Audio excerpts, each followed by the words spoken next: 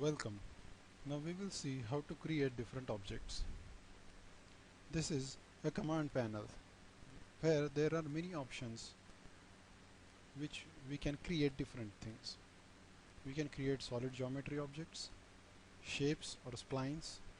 We can create lights as well as we can create camera. Now this is a create tab. In that the first tab is of geometry. In geometry again there are multiple options in this drop down menu. Out of that the first option is of standard primitive. These are few standard primitives or fundamental shapes found in nature. First option is of box. Click on the box, move your cursor on the grid, click and drag without releasing the mouse for the base of the box. Once you are done, just release the mouse and simply drag for the height.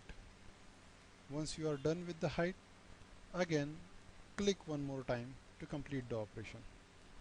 Now you have created a box, but still you are in the box option. That means again if you click on the view grid and if you drag, it will create one more box and it will go on creating the boxes.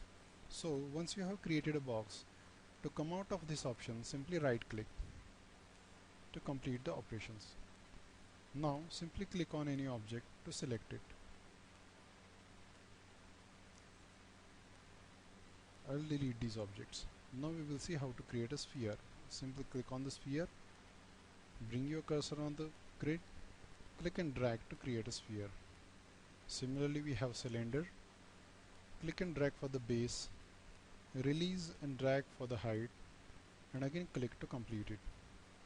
Similarly a torus. Click and drag for the outer radius, release and drag for the section radius, and again click to complete it. A cone. Click and drag for the base, release and drag for the height, again click, release and drag for the cap, either smaller or bigger, and again click to complete it. Geosphere.